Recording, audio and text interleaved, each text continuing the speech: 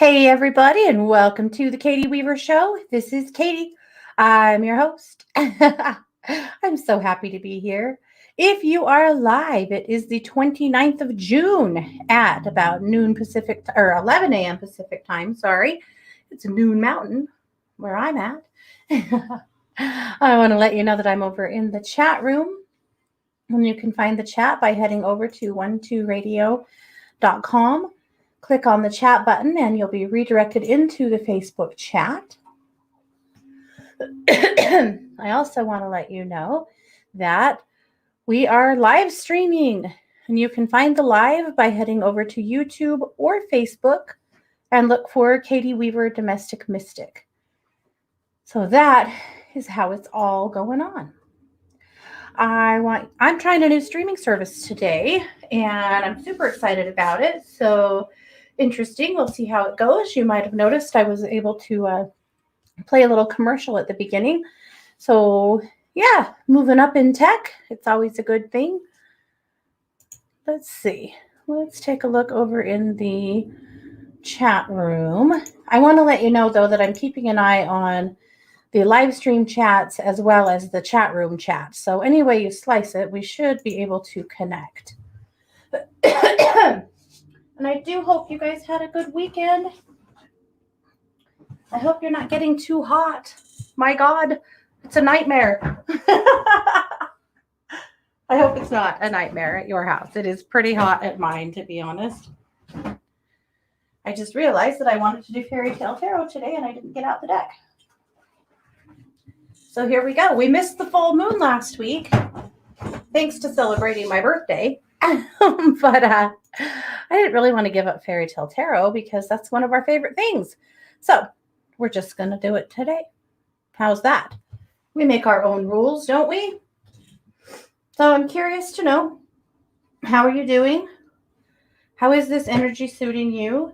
I know that I had a lot of hope going into the summer solstice that some of that really heavy, ugly stuff that we were feeling kind of through the eclipse season there and Mercury retrograde, that would start burning off a little bit. And I think it has. I am seeing a little more cooperative vibe. I'm seeing people, I think, just feeling a little bit more themselves. So that makes me happy. I feel like we need some kind of return to normalcy, but we don't know what normal is. After going through COVID, like, what is normal at this rate? Hell, we don't know, right? So we're seeking that, but at the same time, we may not really know what we're looking for. So I'm hoping to see us really get into a place where we are feeling more normalcy, or we at least have some sense of what we think normal should look like at this rate. And that's where I'm hoping we're getting. I think it is.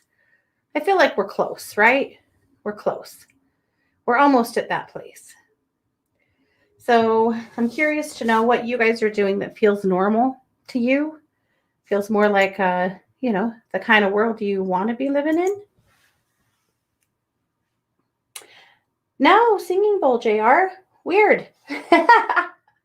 I honestly was so busy getting my tech figured out here that I didn't even bring a singing bowl. I've been a hot mess, I'm afraid. Yeah, that's okay. Like, I'm not mad about it, but I was, just been messing around apparently. So, oh yeah, JR says it's 100 degrees in New York City. Oh, you guys, it's really hot here, and I know my Pacific Northwest friends are like crazy hot for them for this time of year, or really ever. So that's pretty wild. Like, everything is still weird. I guess that's just our new normal, right? In that sense, the weather, I don't know what to say. We're horribly hot too. We're having record heat for this time of year, and the longevity of it. So we're supposed to be clear up over 100 all weekend for like 5 days in a row, and that's not normal at all for us. So I don't know. I hope you guys are finding ways to stay cool. Of course, Sunday is the 4th of July here in these here parts of the U.S. anyway. And I'm always thinking about the animals at this time and how they're faring with the 4th of July. I don't know how you guys' animals deal with it, but this is the top time of year for animals to go missing. Yeah. Isn't that terrible? Because they get afraid and they run away. Yeah. Well, no shit, right? It's awful for your animals. We actually go camping over the 4th to get our dogs a little further from town. We live closely by the fairgrounds where they set off all of the fireworks, and it is just hell for one of our little chihuahuas. So, and our corgi basset mix too. So we usually go camping, get a little further out of town, a little further from the booms because they need it. But I really wish that the US would go to non-booming fireworks for so many reasons. I mean, for the veterans, for the animals, like in general, it's just, it sucks. But fireworks also discombobulate birds and send them out of their nests, sometimes never to return. Little animals like squirrels and things like that might get spooked and take off. God, it's just awful. So it is a real soapbox topic for me because without fail, every year on the lines, I will get at least one call from somebody who has lost their dog or lost their cat and can't find them because of the fireworks. And it's awful. We actually had a situation Sunday night. One of Mars's good friends was in an accident. They were in their side-by-side. That's kind of like a four-wheeler that has like more than one seat, if you're not familiar. Kind of like a dune buggy, but a billion times more expensive. And they had their two dogs in their side-by-side with them, and they rolled it. And she's quite injured. She has a crushed pelvis. But in the midst of that, their dogs ran away scared. And they're chihuahuas. And one of them is a puppy, like little dogs. So her family has her at the hospital. And they're also, getting others out to look for the dogs. It happened kind of up around the farms, up above where we live, up in the area where they farm a lot of grain, wheat, and things like that. And they managed that night to find the older chihuahua, but the puppy was just gone. And Scott and Mars spent hours yesterday combing up through those hills trying to help find that baby. Poor Izzy is, home with a broken pelvis and can't do a thing about it besides hope that other people will help her. And finally, her dad jumped on his motorbike and went really out into the straw, way out into the crops, and found her. And she's okay, which certainly feels like a bit of a miracle at this point. There's coyotes up in there. It was so hot. Lots of reasons why that little one could have easily not survived, but thank God she did. So she's home. She's happy, and her poor mama's sure happy to have her back, and now has a long road of her own healing to do, but ooh, not good. Yeah. Lillian wanted to know if she could hear someone pawing at my door. Oh, no, you heard everyone come in. I messaged Scott for a tissue, and he came into my office. And when I go in my office and close the door, I end up with a crowd of dogs and sometimes pigs just hanging out at the door, hoping it opens because they all want to come in. So when he opened the door to bring me a tissue, 4 dogs ran in here. So they're now, they're all sleeping in their favorite spots. I don't usually let them come in during the show because, sometimes they bark. Sometimes they're annoying. So let's hope they don't, but they were absolutely insistent on being in here. So we're going to have to live with them. It really cracks me up. But they want in here so bad. They always want to know what I'm doing and who I'm doing it with. Yeah. Tiffany says, I think it should be outlawed for people to be able to bring their animals to fireworks shows. It just breaks my heart when I see that so frequently. I know. And, it doesn't even phase some of them. But boy, some of them. We had a Great Dane for years that, oh man, I mean, she would lose her mind. She'd do things like jump through windows or chew the siding off the house. We had gotten to the point with her that we just had to stay home on the 4th of July or go camping and just be there with her. We went through so much rescue remedy trying to think, to help her stay a little bit more calm because holy, she did not handle it well. Anyway, yikes. Not good. Well, let's get into. I wanted to talk about some pet safety tips for the 4th of July. So this is from lazy5vets.com. They have some tips. The first is to create a safe space for your pets to stay during the fireworks. It could be a room, a crate, or anywhere that they are comfortable. Obviously, a bed to, get up under, blankets, things like that if it would help them.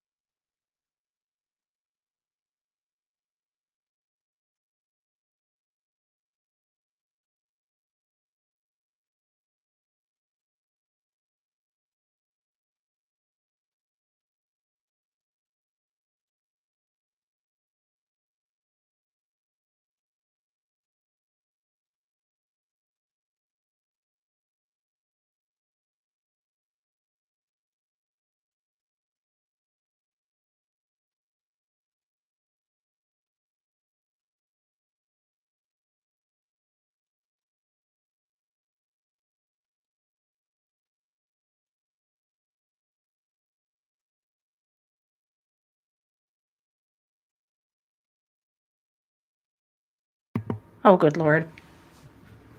Yep. I muted so I could cough because I thought I was going to start into an asthma attack, and then I didn't come back. Sorry, I thought I did. All right. So you should have me back now. Just double checking. Yep, you should. Okay. So their second tip was don't get lost. Make sure that you microchip and take every step possible to keep them in. And with cats that go out and sometimes don't come back, for a bit, that might mean keeping them in for a few days. I know that sounds like a lot of fun with cats who want to go outside, but I hear this more often than not with people that have let their cat out and then they don't come back. And then the fourth happens and then they don't come back. So really being aware of your cats and what their behaviors are and maybe having to take a stand and keeping them in. Okay. The other part of that is if you are having parties and having people come over, making sure that you are keeping things safe for your pet. One of the things that are really poisonous are glow sticks. Glow sticks, you crack them and they glow and kids love them. You do not want your dogs to chew those up. Whether they've been cracked or not, they have glass shards inside of them. They can be toxic for them. So if you have those, make sure that they are picked up, taken care of. Nobody has any access to chew on those. The other thing that can make them really sick are sparklers. Yeah. If you have the sparklers on a stick, that kids like to do, the ones that we used to do were wire. Yeah. If you haven't stepped on one of those suckers in bare feet, you haven't lived, right? We used to kill ourselves on those. Now they are a little, now they're usually on a wooden stick, but they are toxic. If your dogs chew those up before or after you've lit them off, you could have a problem. So be really careful with those. If you're going to have them, make sure that everybody, when they're done, they get immediately put in a bucket of cold water so that you don't start a fire, and also so that your dogs don't get into them. I didn't know that about sparklers. I hadn't even thought about it. But we do. My son's puppy Layla is living with us for the summer while he works. And oh man, is she a chewer. Ooh. I haven't had a dog or a puppy in a long time that will like steal off the kitchen table, steal off of your desk, you know. And she's a pack rat. So she just gathers random things up and puts them, well, wherever she wants them, typically on her favorite chair that she likes to lay on or one of the dog beds. She'll have a whole collection of random stuff, a shoe, a pen, a razor, whatever. You have to really watch her because she gets things she's not supposed to have. One of her absolute favorite things are Crocs. She loves Crocs, like you cannot believe, the shoes Crocs. So my sisters bought her a pair of like toddler Crocs the other day that had unicorn horns on them so that she'd have her own little shoes that she can play with and pack around because she's teeny. Anyway, I left her with those for 2 hours and came back and she already had both of the unicorn horns torn off. That's the way she acts. But anyway, I could see her chew up a glow stick or a sparkler. So really good to know. And then, of course, just anything else. If you're having a barbecue and stuff, make sure people know not to feed your animals. Make sure all your garbage gets picked up and thrown away. These are just times that animals end up getting inadvertently sick because we aren't paying as much attention. We have chaos, stuff like that. And then, of course, keeping them cool. And that's so important this year of all years, making sure that your animals and all animals have enough water, have shelter, have ways to get out of the heat. I think we all are pretty clear on that. And keeping up their normal diet. So don't be giving them, a bunch of hot dogs just because that's what you're feeding your guests and stuff like that. Make sure that they just get their normal food. One of the top ways that animals end up getting poisoned at barbecues and things like that is actually by alcohol from people either thinking they're funny and giving alcohol to animals on purpose, because people do that all the freaking time. But moreover, people leaving their cups sitting around and, you leave a cup of some fruity, like margarita or something on the ground. And yeah, your dogs could easily get into that. And a bunch of alcohol can kill your dog or make them terribly sick. So be very aware of that with your guests and with your, with your pets. But I thought I didn't realize that was such a threat as well. But anyway, it is, according to these guys, Lazy Five Vets, a really big problem, which doesn't surprise me completely. But I hadn't really thought about that. It's the damn guests. Maybe just don't have guests, right? Maybe just don't have guests. Yes, grapes are deadly for dogs, for sure. Yep. Oh, good. We have another spammer in the chat. Wow. Oh, wow. I can block user from this program. Guys, sweet. All right. Well, that should take care of them. Okay. That makes this program worth its weight in gold right there. All righty. Anyway, so there's some thoughts. I will admit that one time, my little Chihuahua Skippy got a few licks in of a margarita. I had it in the cup holder of my chair where I was just like relaxing and watching TV one night. And I looked over and he was drinking it. Yeah, not good. Mom fail. But he paid me back. That night he peed the bed. And he sleeps in my bed. So apparently that he can't hold his alcohol. Yeah. And he shouldn't. But I do think that those are important notes, though, I think.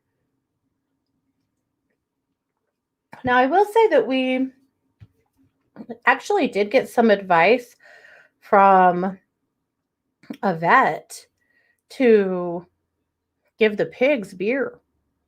Now, not for fun, but for a medical purpose. Trimming their hooves, well, it's tough. They aren't big fans. And you don't want to have to anesthetize them just to do their hooves. That's such a big risk. And so I had read that you can just feed them a whole can of the darkest beer you can get, and it will really mellow them out for a couple of hours. So you can do their teeth, you can do their hooves, and that's all you have to do. So we visited with a vet friend of ours about it, and he said, yeah, totally. He said people, like farmers use beer like that more often than you'd think. So he said, I absolutely do that. So we haven't done it yet because, well, actually, because we talked Zig into laying down the other day and just getting lots of pets and loves, and he totally let Scott trim his hooves without any complaint. But Fiona, I think she's going to be a completely different story. But so we'll find out. But anyway, I don't know. We'll see how it all goes, but I'll let you know. But that's the only time I've ever heard that it's okay to give animals alcohol, and that's not hard alcohol, it's beer. And the pigs are stout, I think they can handle it. Okay. Yeah, xylitol is deadly for dogs. Thank you, Tiffany. And it is found in a lot of food. You have to be really careful. One place that xylitol they were putting a lot is in peanut butter. And a lot of people give peanut butter to their dogs and pigs. And so definitely read the label and make sure that what you are giving them, doesn't have xylitol in it. You'll find it a lot of times in things like gum and breath mints and things like that. And it will literally kill your dog. So I don't even buy products, even like gum and stuff. Well, I can't chew gum, but like mints and stuff. If they have xylitol in them, I just don't buy them. I just don't want to take the risk. I don't want to worry about it. I don't want to even have to think about that. So I've been really careful about that. But thank you, Tiffany. It is a really good point that can be a really big problem. So anyway, there are some fourth tips for your fur babies. I know that you guys probably mostly will just stay home, and I get it entirely. Let's see. Sid said, there's music. There's a program on YouTube that plays Relax My Dog music. So she says she'll play that before the explosions and firecrackers start, and that's really helped in the past. That's a good idea. And yes, start Rescue Remedy a couple of hours before. You can also use clary sage or lavender and rub it in between their paws. That's effective too, to help settle them down and be with them. I mean, that's my very best advice. I don't know about where you guys live, but where I live, we end up getting fireworks for weeks because on July 24th is a big Mormon holiday. It's the days of 47 or the Pioneer Days. And all of the fireworks stands open again for that. So between the 4th of July and the 24th of July, there are typically just a lot of fireworks up in here. And so you can't always gauge, it's not just on the 4th, at least here. You're going to hear them for a while. They've already started, and we'll be hearing them now for a bit. One thing that helps at my house is running fans.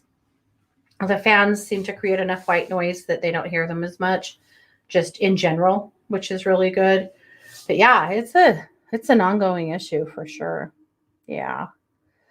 Alrighty. Well, hey, let's take a look at Luminous. Luminous, of course, is the magazine that I publish with my friends over at 1-2 Listen and 1-2 Radio and beyond.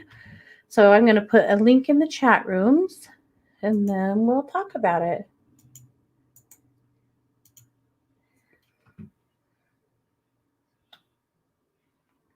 Okay. I love the cover this week. These are the Teton Mountains and that beautiful barn. Mars and I have been just spotting barns lately, right and left. And so I decided I wanted a barn on the cover this week. And I just think that one is gorgeous. And because we're nearing a new month, I went ahead and put up new covers or new art too. And it's all barnwood. I just, I love this look. So one of the coolest things that I did over the weekend is my little itty bitty town had pride. We've never had pride here before. I never thought I'd see pride here, to be completely honest. This is a very conservative LDS community where gay people are just really not accepted for the most part. At least that's what they would have you believe, right? But we had a resource center open about 6 months ago for LGBT youth, LGBTQ plus youth. And from that, they're really growing a community here, and it's amazing. So then we heard there was going to be a Rexburg Pride, and we were like, I don't know how that's going to go, but we wanted to be there to support and, be a part of the change, right? So we went to Pride. 1,200 people showed up, which for here is huge. Huge.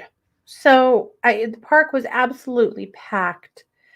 The Beehive Pavilion had drag queens dancing in it. I just never thought I'd see any of this in all my life, but it was so good. It was so much fun. There were so many of our friends there that are gay that left here a long time ago that came back for Pride because it's just such a huge step forward. So anyway, it was a ton of fun. We loved every second of it. And I'm blown away. I still am. I still can't even believe that they managed to put this together, that the community, there were some protesters, but not very many, like maybe 6 or 8 across the street in front of a bookstore called Deseret Book that is an LDS bookstore. But honestly, I just feel like the people in this town, particularly the LDS families, they supported it really well.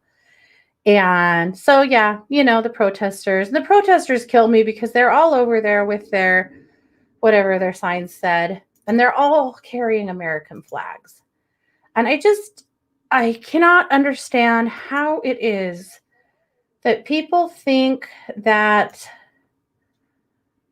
their version of America is the only one.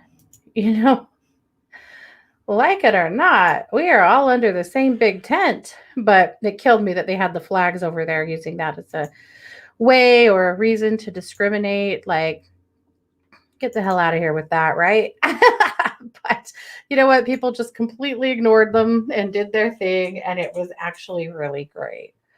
So I made a t-shirt for Pride that I'm actually just stupidly proud of because as you know, I got a gift for my birthday last week, a sublimation printer to make new to make t-shirts, and to do a sublimation printer prints on special paper, and then it presses onto products that are made from anything that has a polymer in it, and it just presses right to it, like fabric that has some polyester in it, or items that have been specially coated with a polymer. So this was one of my very first projects. I made this t-shirt to wear to Pride. I was pretty proud of it. It turned out awesome. So anyway, Pride was great. It was a ton of fun. We loved every second of it. And I'm just really glad that it happened and we got to go. We got to be a part of it. Pretty cool. Okay. Isn't that sure awesome? You know what I think I'll do, Belle, is put a limited run of it up on my Etsy store or something. I'm not sure how to do shirts because it's so hard to have the right size. So hard. And with these, you have to have very specific fabric too. And I can't just send you a blank because you have to have a heat press. And so I'm going to figure it out because I've had several people ask me if they can buy it from me. So we'll figure it out. All righty. Well, let's get back into Luminous. I called the edition this week the Ice Ice Baby edition, mostly just because, it's hot as hell and we all have to find as many ways to stay cool as possible.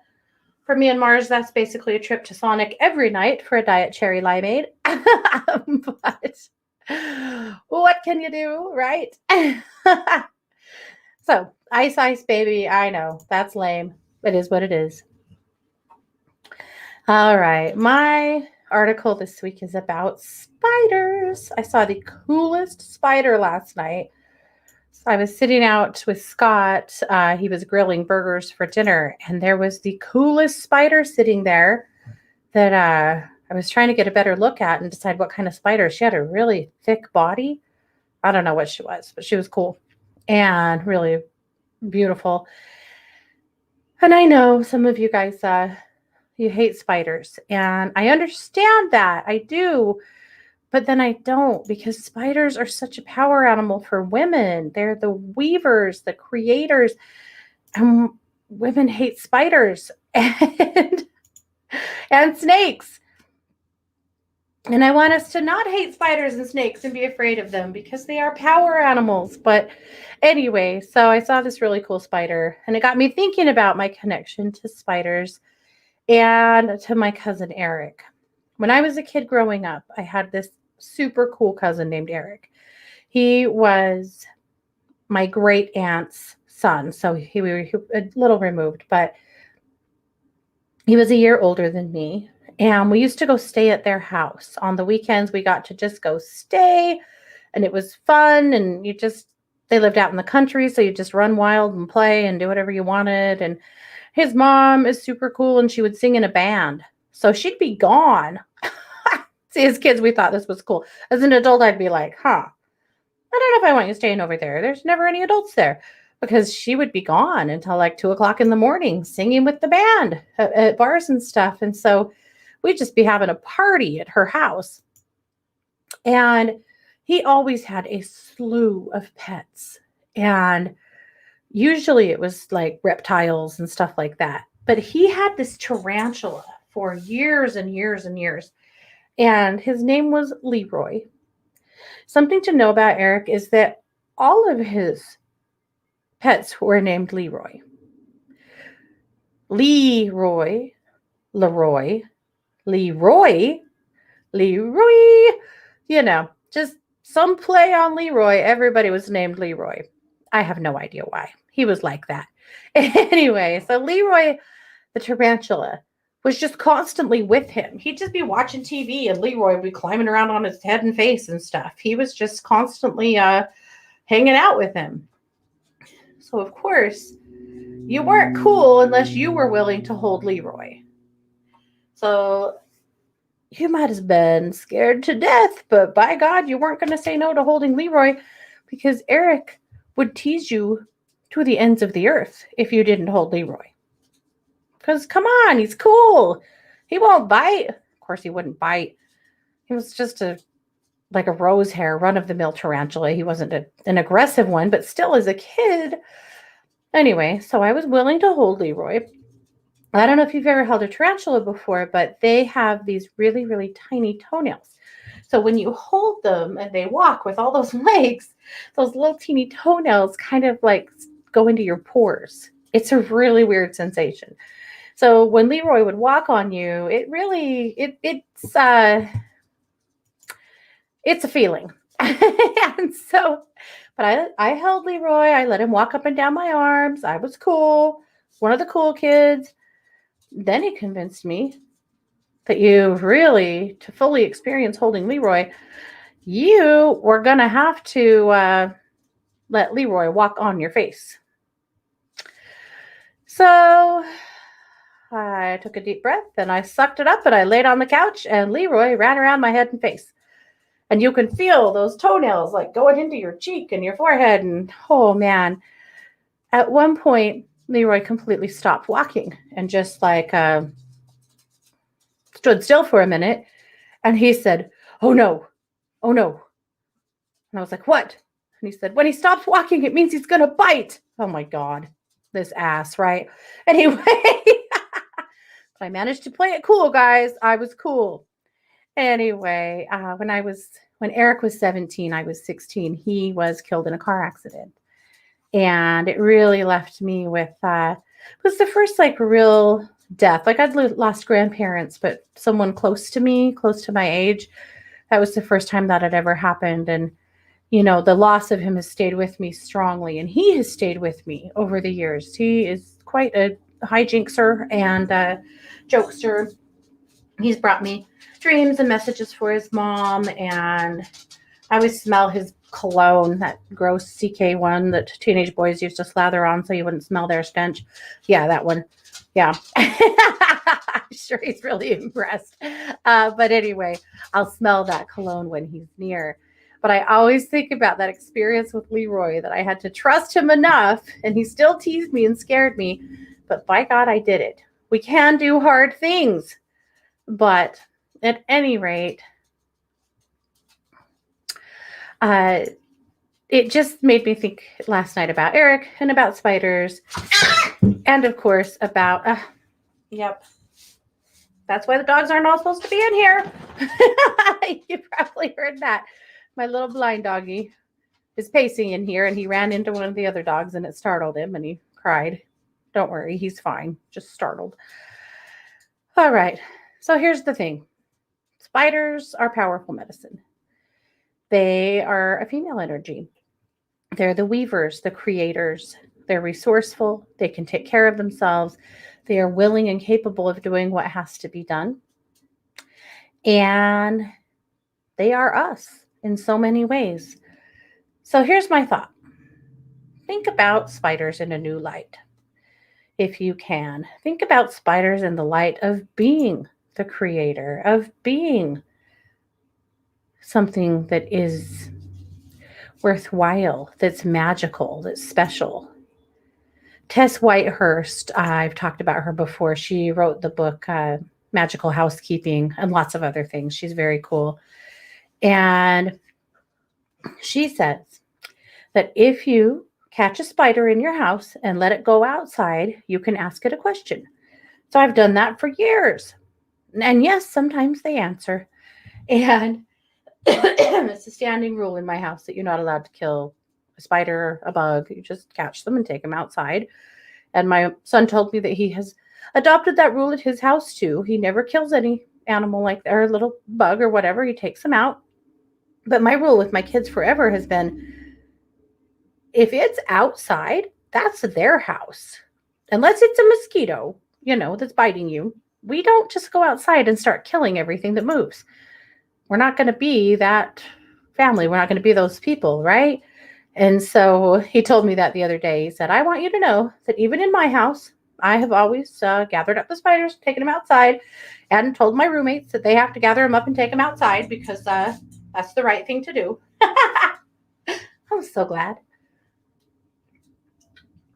Now, if the thought of catching a spider in a glass or on a paper towel or something freaks you out, you can actually buy these really, really gentle little spider vacuums on Amazon that just suck them up in a little thing and you take them outside and turn them loose.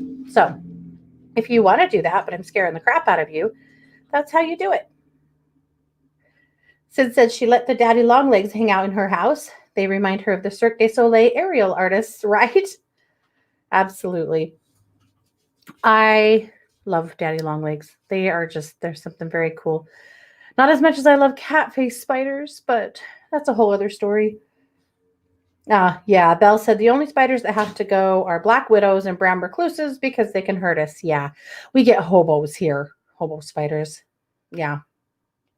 Oh, Renee said she let a spider out yesterday and didn't know about asking a question. You'll know next time. Now she's going to be looking for spiders. All righty. Well, let's look at a couple more things in Luminous, and we better get to Fairy Tale Tarot. All right. Of course, we have Bitch Scopes with Kelly. My tip this week is how to make homemade rose water, but this is really how to make floral water because you should have all kinds of flowers on by now.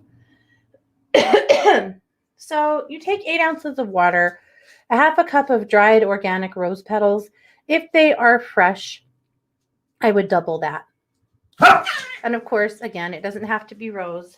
Really? Will you guys please stop?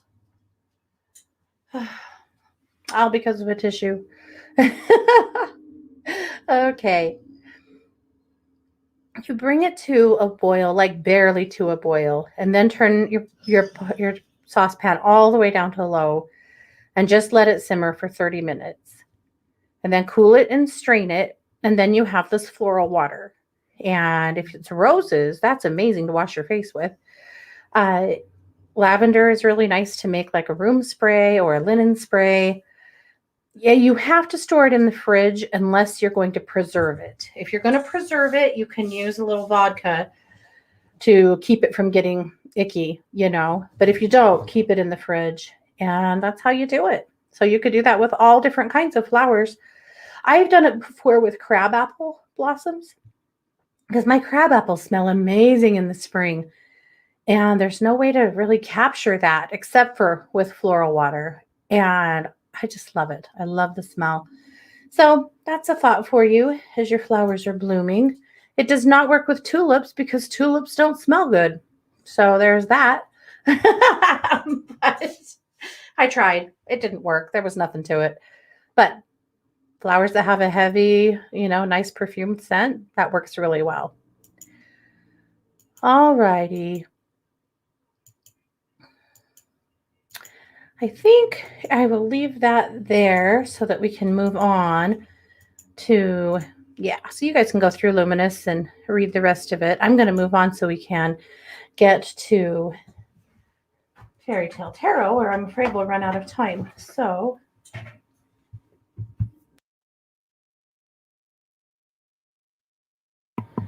sounds like Belle found a super cool spider yesterday too. 'Tis the season, right? Yeah. Oh, Terry said we love spiders and we set free all bugs. I usually play with a granddaddy long legs. So does my granddaughter. Cool. I was visiting with a friend last night that lives on a farm, and where we live, farmers, they have a very different energy about a lot of what they might consider a pest that I might consider super cool. And she was talking about birds, and I said, oh my gosh, I'm feeding the crows. And she was like, you're feeding the crows? Why? Why would you feed the crows? They're trash birds. And I'm like, I love crows. She was like, oh, I can't believe you're feeding them. If I saw them, I would knock them out if I could. And I'm like, well, it's actually illegal. She knows that. But, I was like, well, but I love crows. And then I said, they've actually, now we have a huge flock of magpies too, and they're battling over the feeder. And she was just shaking her head because farmers do not take kindly to those birds. So I said they can come live at my house. But yesterday, you guys, there were 6 magpies in my feeder at the same time hanging out. I tried to get a picture, but they saw me, and 3 of them left before I got a shot off, or a shot as in a photo. But anyway, so cool. And man, are they noisy out there. They are hollering at each other nonstop. But 6 all together, that's a big flock. All crammed in the feeder together. It was really cute. Okay.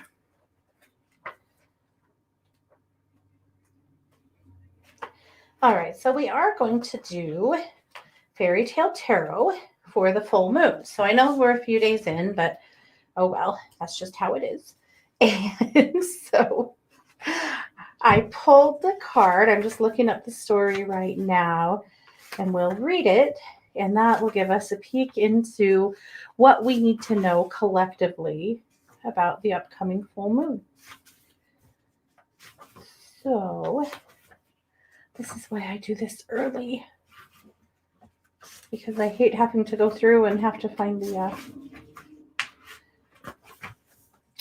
right page while we're on the air. But again, well, I didn't, so here we are. It'll be worth it, I promise. The card is the moon. So from the major arcana, here we go. Okay, so let me show you the card. first. So it is Sleeping Beauty. So we have our lovely Beauty sleeping on the bed. There's a full moon shining through the window. There is, what is it, a cat or a dog on the bed? There's always a lot of symbolism in the card that I don't see, but we'll read all about it. So let's go ahead and read the story. So the culture is French. I didn't know Sleeping Beauty was French. Did you guys?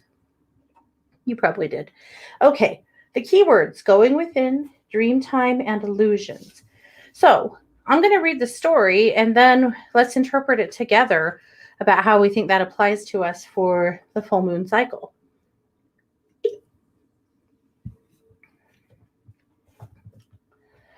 Once upon a time, there lived a king and a queen who desperately wanted a child.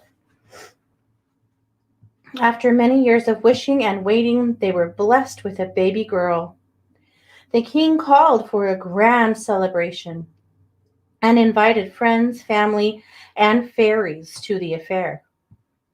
But since there were only 12 golden plates for the fairies, he omitted the invitation for the 13th fairy. Fool! You just get another plate. Come on, how hard is it? After the feast, the fairies bestowed the infant with magical gifts. One gave her the gift of virtue, the other the gift of beauty, and on it went until it was the 12th fairy's turn. But then the 13th fairy blew in with a furious howl. In revenge for not being invited to the event, she waved her wand erratically over the baby and cursed, "At 15 years old, this baby shall prick her finger on a spindle and die." That's not funny. Okay. Everyone gasped.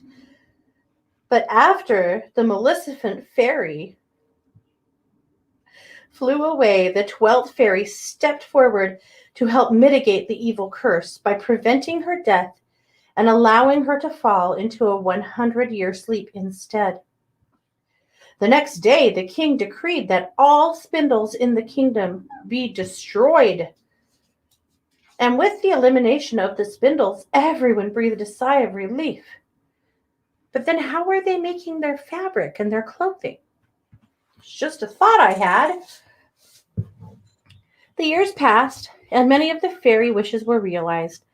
The princess developed into a beautiful, virtuous, intelligent young lady who was naked because they couldn't make clothes. I made that part up. One day, while her parents took a ride through the countryside, she wandered listlessly through the castle and came to a tower. She climbed the stairs and turned the key. There sat a kindly-looking old lady spinning flax. Big yikes. "Oh, what is that?" she asked the old woman. "It is a spinning wheel. Would you like to try spinning?" asked the old woman warmly. The princess, having never used a spinning wheel before, carelessly pricked her hand on the spindle and fell into a deep sleep. Figures.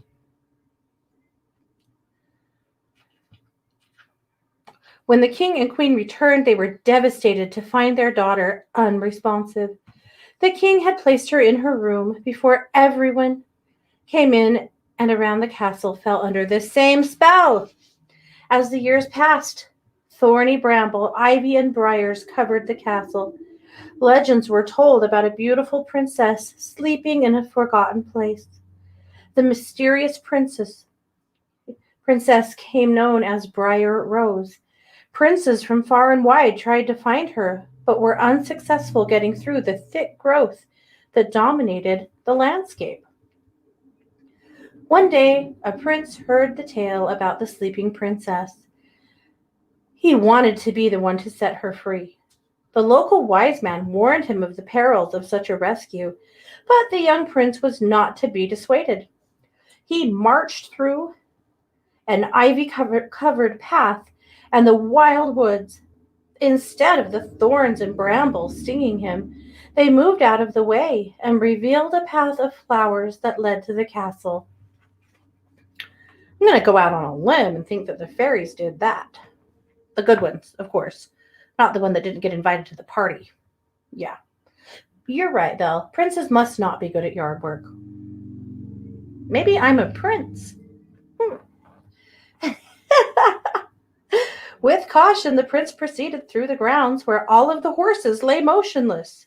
Even the horses? What did they do? He then entered and walked down the overgrowth of the halls. He found everyone asleep in the midst of activity, as if they suddenly nodded off. How did the cooks not burn the castle down? That's what I'd like to know. He made his way up the stairs and to the room where Briar Rose lay in repose. The beauty of the princess exceeded expectations. Her skin glowed, and her hair cascaded gently over the pillow. The prince knelt down and kissed her, because that's what you do to a stranger. After a brief moment, the princess's eyes fluttered open as she woke from her extended sleep. She gazed up at the man who had finally broken the spell, and instantly recognized the prince from her dreams, for they foretold of his arrival. Of course they did. Without hesitation, she embraced her prince and accompanied him to the main hall. The whole castle was buzzing with activity as a reawakening spread throughout the kingdom. Briar Rose and the prince were soon married and lived happily ever after. Yeah, but wasn't she like old enough to be his grandmother? She'd been asleep a while. Well, whatever. All right, here's the symbols and meaning. The room is the devouring of consciousness. It's holding the dreamer captive in a state of inner exploration. Okay. Creeping vines symbolize eternal life. Their presence reveals our tendency towards attachment. The window is the reflection of the soul and our inner desires. The window shutters serve to separate the unconscious or dream state from the conscious realm. The moon reinforces the cycle of life, its fullness illuminating dark recesses of the mind and connecting us with our past influences and future hope. So here's what the author says. It is time to go within and retrieve the wealth of information that is waiting to be explored.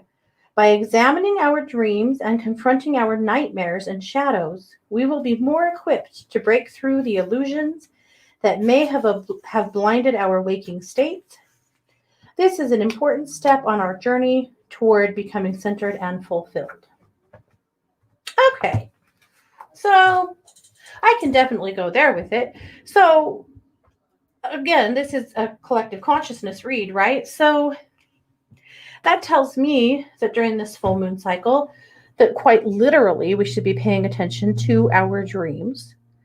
And we're in a space right now where we should be dreaming, daydreaming, meditating, letting your thoughts wander, which also means giving yourself the time and permission to do that. Can you go lay on your bed for a while and not be kicking your own butt that you should be washing the dishes or something else? Can you give yourself the space to take a break here and there? Hopefully you can. But paying attention to your actual dreams and daydreaming, meditating, things like that, this is important stuff. So this is where we are at. Interesting. Well, you know what we do? We talk down to the end of the show, and we're just about there. I want to remind you that I'm a professional psychic advisor over at 12listen.com. You can find me every day over there doing readings and healings and animal communication and everything in between. So come and see me if I can help you with anything. And again, that's 2listen.com. And just look for me, Katie Weaver. And of course, you'll find me back here on Thursday morning for Strange Phenomena and Mysteries. I'm on the creature feature this week, so I get to go find some kind of a cool weirdo type of critter to share with you guys. You know, maybe it'll be a teenage boy. You don't know. But That's what I have going on this week. So come see me. And of course, you'll find me over at True Crime Paranormal on YouTube and every podcast carrier with Christy with a lot of new content this week as well. So busy girl, lots going on. Thanks you guys so much for being here. You have been listening to the Katie Weaver Show here on 1-2 Radio, where we're changing the way you listen to the world.